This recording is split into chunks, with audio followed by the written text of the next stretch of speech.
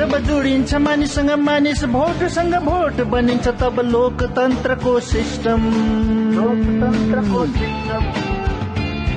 मतदाता जुट्दै जाऊ बनिन्छ तब यस्तो नयाँ कनेक्सन। मतदाता जंक्शन हैशटैग मतदाता जंक्शन, मतदाता जंक्शन हैशटैग मतदाता जंक्शन। हामी अति सौभाग्यशाली छौं कि विश्वभरिमा हामीलाई सबैभन्दा ठूलो लोकतन्त्रको सहज प्रहरीको रूपमा जानिन्छ। गर्वको कुरो हो कि भारतको पावन धरतीमा जन्म लिएर हामी यसलाई अझ समृद्ध बनाउनका लागि आफ्नो योगदान दिइरहेका छौं।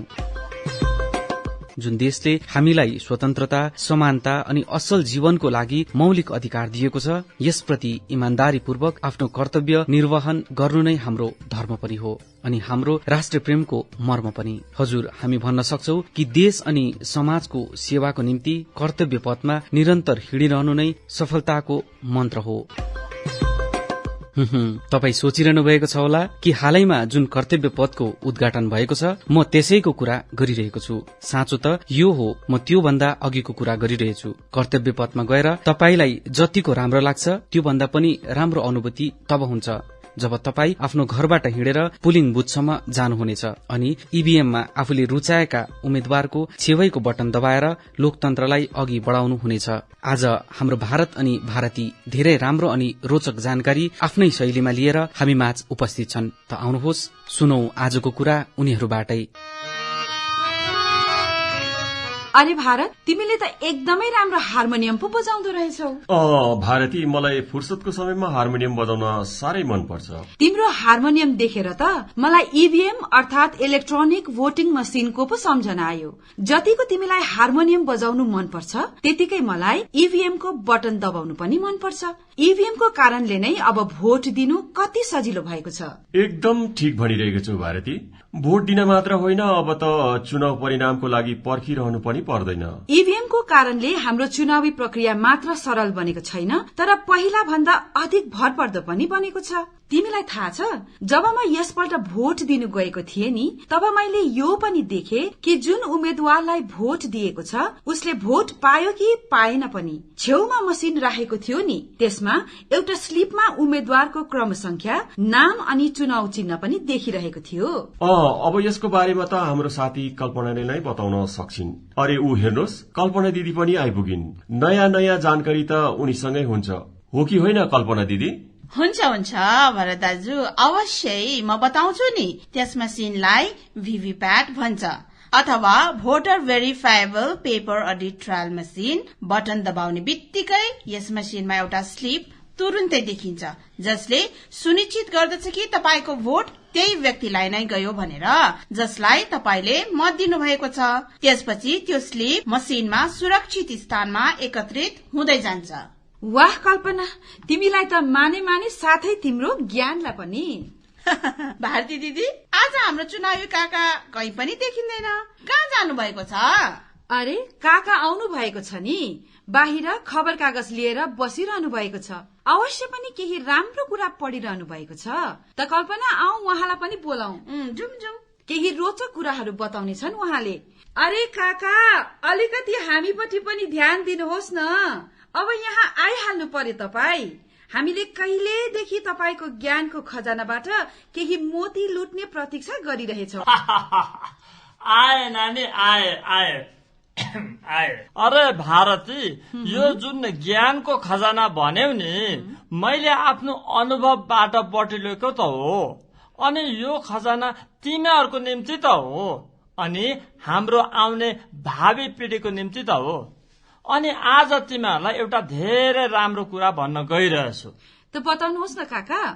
थाहा छ नानी, हाम्रो देशमा इलेक्ट्रोनिक भोटिङ मेसिन यानी कि ईभीएम को पहिलो पल्ट उपयोग 1982 सालमा केरलमा भएको थियो।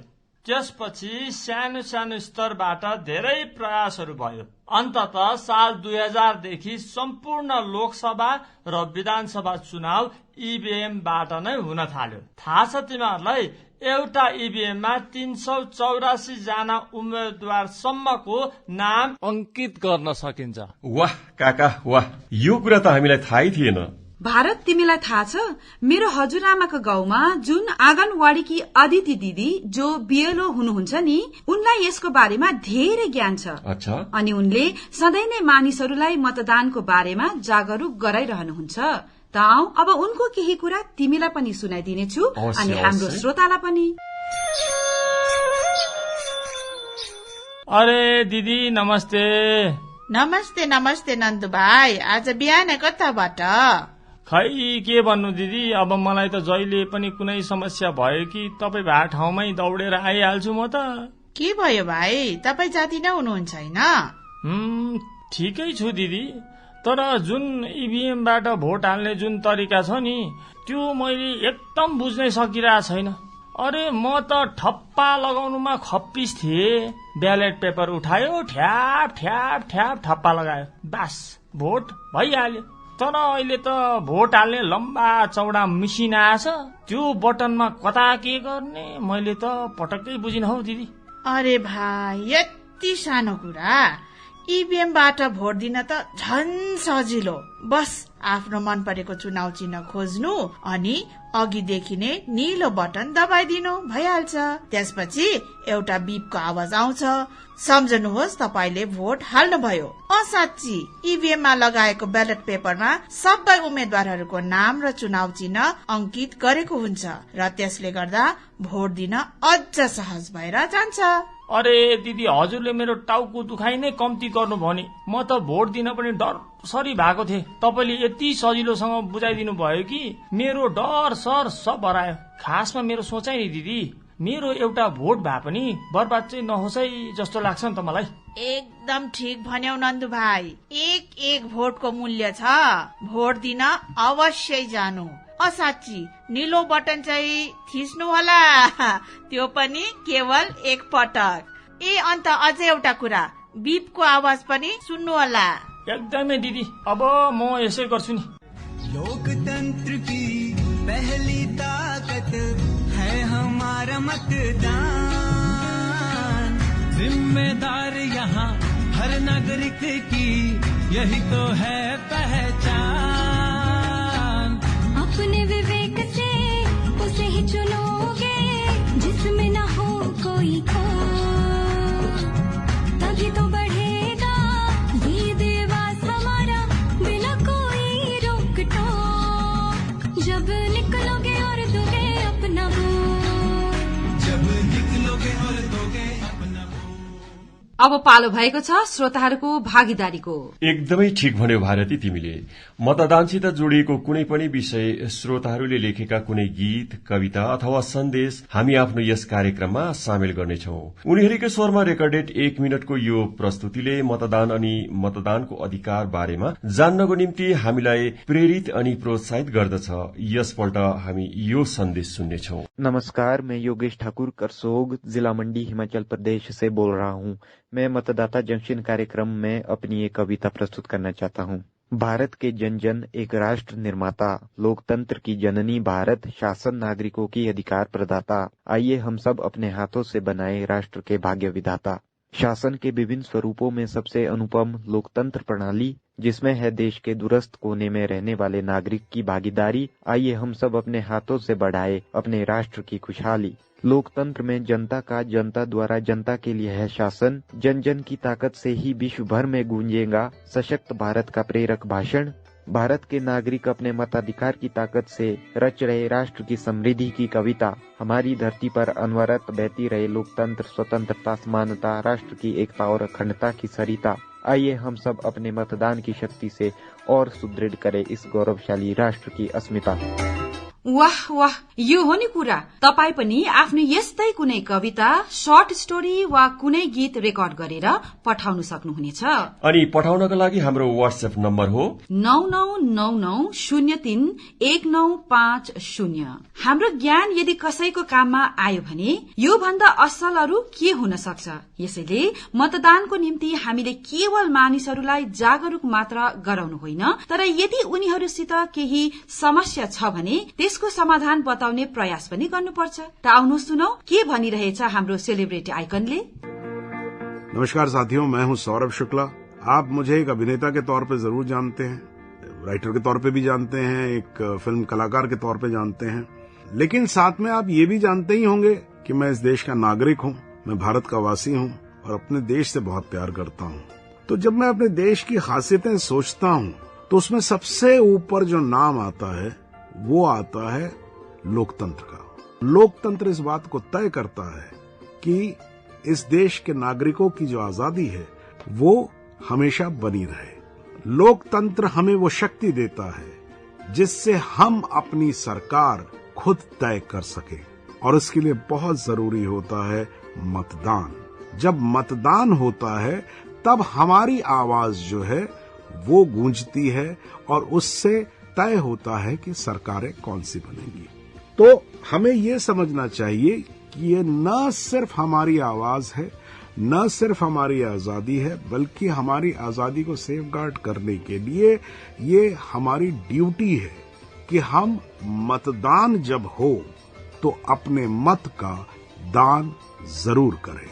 और मैं आप सबसे रिक्वेस्ट करूंगा कि जब भी मतदान हो प्लीज जाइए और वोटिंग करिए। तो बस मैंने अपने मन की बात कह दी है, अब मैं चलता हूं और मतदाता जंक्शन के जरिए अब आपसे मुलाकात होती रहेगी। भारत ईवीएम अनि वीवीपैट को बारेमा आउँ सुनौ के भनिरहेछन् वरिष्ठ उपनिर्वाचन आयुक्त श्री नितेश व्यास जी। इलेक्ट्रॉनिक वोटिंग मशीन, जिसको हम ईवीएम कहते हैं, वो वोट रिकॉर्ड करने के लिए एक इलेक्ट्रॉनिक उपकरण है। ईवीएम का इस्तेमाल पहली बार केरल के 70 नंबर की विधानसभा परूर में वर्ष 1982 में किया गया था। ईवीएम को बिजली की जरूरत नहीं होती है, यह बैटरी से चलती है। ईसीआई द्वारा इस्तेमाल की जा रही एक ईवीएम में अधिकतम 2000 वोट दर्ज किए जा सकते हैं। वीवीपैट इलेक्ट्रॉनिक वोटिंग मशीनों से जुड़ी एक स्वतंत्र प्रणाली है जो मतदाताओं को यह सत्यापित करती है कि उनके द्वारा दिया गया वोट उनके इरादे के अनुसार ही रिकॉर्ड हुए। जब एक वोट डाला जाता है तो एक पर्ची मुद्रित हो जाती है जिसमें उम्मीदवार का क्रमांक, नाम और प्रतीक होता है, और 7 सेकंड के लिए एक पारदर्शी खिड़की के माध्यम से उसे देख सकते हैं। इसके बाद यह प्रिंटेड स्लिप अपने आप कट जाती है और वीवीपैट के सीलबंद ड्रॉप बॉक्स में गिर जाती है। मतदाता उसे देखकर यह संतुष्ट हो सकता है कि यह वोट उनके द्वारा दिया गया वोट के अनुसार ही है। यह पावर पैक बैटरी से चलता है। वीवीपैट को पहली बार 4 सितंबर 2013 को नागालैंड के 51 नंबर की विधानसभा नॉक्सेन में उपचुनाव में उपयोग किया गया था। ईवीएम तथा वीवीपैट के द्वारा चुनाव प्रणाली सरल, सुगम, पारदर्शी और त्रुटिहीन हो गई है। त साथीहरू, अब समय भएको छ हाम्रो आजको प्रश्नको। यसभन्दा अघि हामी भनिदिनेछौं पछिल्लो अंकमा सोधिएको प्रश्नको सही उत्तर के थियो। पछिल्लो अंकको हाम्रो प्रश्न थियो ई एपिकको फुल फर्म अर्थात पूरा नाम के हो, अनि यसको सठीक जवाब हो electronic electoral photo identity card. अनि सठीक जवाब दिएर भाग्यशाली विजेता बनेको छ राजेश पुष्करणा, गाउँ इन्टाली, उदयपुर, राजस्थान। तपाईलाई धेरै धेरै बधाई। भारत निर्वाचन आयोगको सौजन्यबाट तपाईको पुरस्कार तपाईले दिनुभएको ठेगानामा चाँडै पुग्नेछ। तब आजको यस एपिसोडको प्रश्न सुन्नुहोस्। 1982 को चुनावमा कुन राज्यमा ईभीएम पहिलो पल्ट प्रयोग गरियो? प्रश्न एकपल्ट फेरि, 1982 को चुनावमा कुन राज्यमा ईभीएम पहिलो पल्ट प्रयोग गरियो? तपाईले आफ्नो जवाब हामीलाई व्हाट्सएपमा पठाउन सक्नुहुनेछ। हाम्रो व्हाट्सएप नम्बर छ 9999031950।